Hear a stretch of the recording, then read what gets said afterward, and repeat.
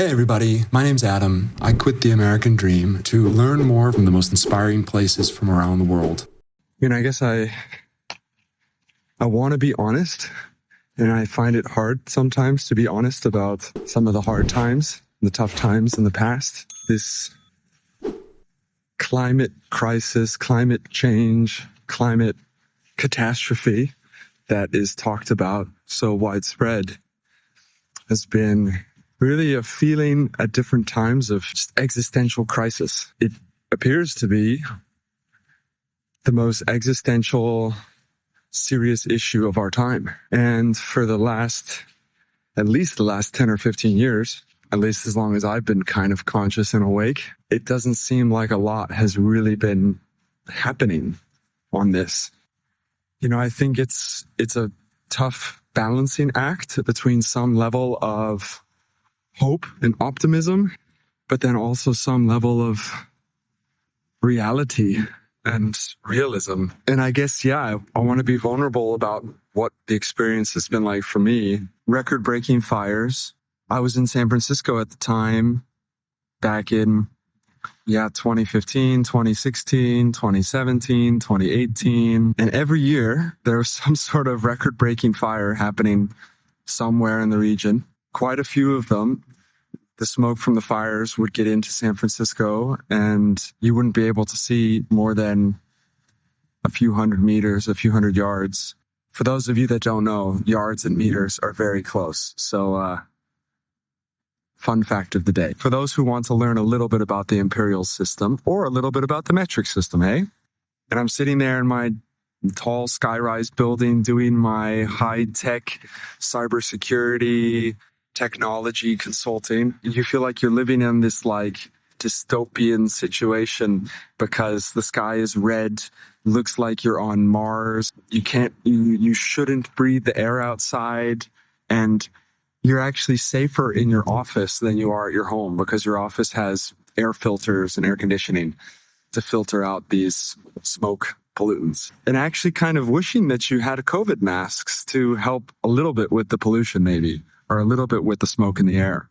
And that was a big reason why I decided that I wanted to quit my job, because I didn't feel like I could have any impact on probably the most critical, most serious existential issue of our day.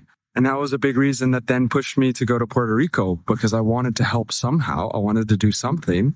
And the hurricanes, Hurricane Maria and Hurricane Irma that went through Puerto Rico, they made a huge impact. They destroyed so many people's lives, livelihoods, homes, prized possessions, or even took lives, right?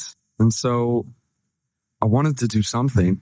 And it was again more and more clear that these record-breaking hurricanes and record-breaking storms were due in large part more and more to rising temperatures and climate change.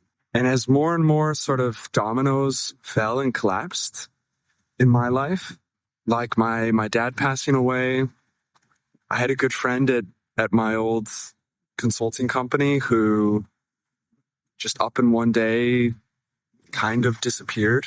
And then it seemed to point towards really burnout and overwork and just sadness, isolation, depression, and not being able to really express her feelings and express what was going on in the work environment and all the pressure and stress that they were putting on young people like us. And I think a lot of us thought that very likely there's a chance that she committed suicide.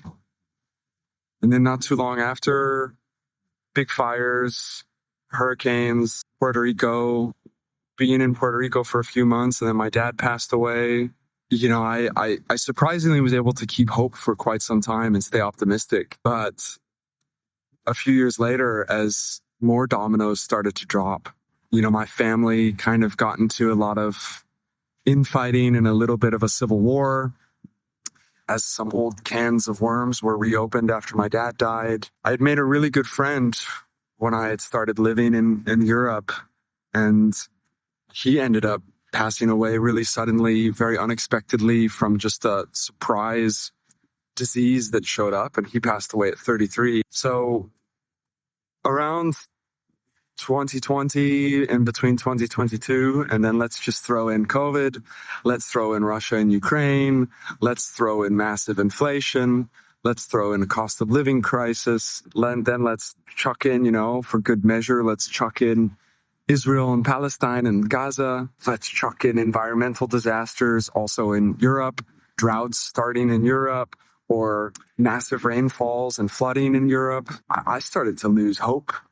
I really started to lose hope. I had lost my optimism. People had always known me, and I had known myself as being quite positive and optimistic, and most of the time looking at the glass as half full and not half empty, looking at the bright side of things. But yeah, around somewhere between 2020 and 2022, 2023, I also started to really lose hope and lose any sort of faith that this was going to go well, that we had some sort of bright future ahead of us.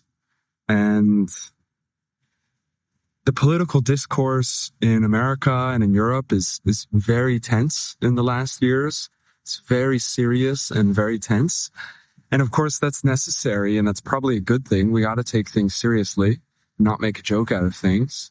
But it's just very stressful. It's a very stressful environment to be in. You never get a chance to really breathe and relax. Yeah, ultimately for me, I went into, I'm sure like a lot of people, some level of borderline grief. Maybe it's like a mix of post and pre-grieving, and also just pre-grieving for what you think is going to come in the future with this doomerism. They call it doomsday doomerism. And just thinking, what does it matter anymore? Like, it seems like in a lot of ways we're all screwed. And of course, we've seen that things do get under control to some degree. And of course, I've been surprised as I've been out and about that the natural world still exists. It's so magical in a lot of these places. You can see it behind me. I don't know. In a lot of ways, I do hope. Maybe call it dreaming, but I do hope that the planet is more resilient than we think. But I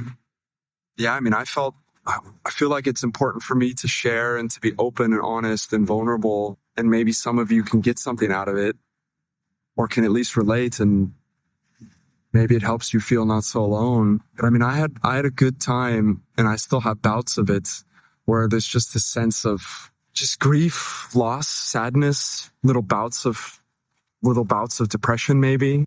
Just feeling a little bit hopeless about the whole situation. And that really consumed me quite a bit in 2022 and 2023. And yeah, probably also a little bit of 2021. So I really needed to find a way to try and have some sort of impact, or try and make some meaning out of this, and try and even just do something for if not for others, also for myself, that gives me a sense of hope and optimism again.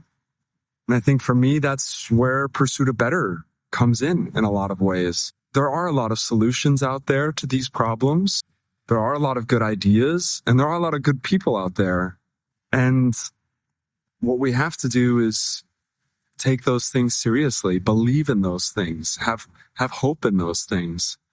There's a lot of talk that one of the strategies from the fossil fuel industry and a lot of the biggest polluters out there is to kind of spread a lot of negative information to basically but if we don't really want to push back against these things because we're just sad and depressed and we feel so awful. If we don't really want to, then we just keep going about our ways. We don't change things. We don't believe in change. We don't believe in hope. We don't want to make a change. We're so sad and depressed, and we've given up to the extent that we're still alive and we're still consuming things. We're still buying things, but we haven't really given up on life. And that's good for business, right? Because we just eat more, we consume more, we medicate ourselves, whether that's with sugar, sweets, all sorts of bad things that there's industries built around. But if we give up hope and we don't want to change things, that's actually good for a lot of the powers that be and a lot of the people that are making profit off of the old and often negative, polluting, bad ways of things. And if we give up hope, then they've won. So it's our opportunity to believe in change and to get back up. Even though we've fallen, to continue to get back up. I think that's what's going to make the biggest difference at the end of the day. And luckily, in the last year for me, there's been a couple big wake-up calls. I'll talk about those at some other point when I feel a bit more comfortable about it. But there's been some big wake-up calls that have reminded me again that life is what you make out of it. And we can choose to focus on, pardon my French, the shit. We can choose to focus on the shit, and we can choose to focus on the bad things and the negative things, or we can try and make the world a better place. And we can look for the good ideas, the good solutions, the opportunities that are out there to make the world a better place. Even just to smile at a stranger and to be kind, to choose to walk somewhere instead of getting in your gas guzzling car. There are things that we can do each and every day to make small impacts. And I think Singapore, that's why I'm here. I think Singapore has a lot of ideas to teach us and a lot of ideas to share with the rest of the world that hopefully can make the world a better place. And it seems at this point, we're not getting rid of these big cities, and we're not getting rid of a lot of these things that are very polluting. So we have to try and find a way, like airplanes, and probably like a lot of animal products. We have to find a way to reduce our consumption as much as possible and to shift and change and find alternatives, but also find a way to lessen the impact of these things while also really shifting away from them and alternating and really finding alternatives. And I don't know enough about Singapore yet. I haven't been here long enough, but I hope that they've got some really cutting edge solutions that could lead the way to help make the planet and the future livable for all of us. So if you're up to it, please feel free to share with me your struggle with this. What's your experience been like?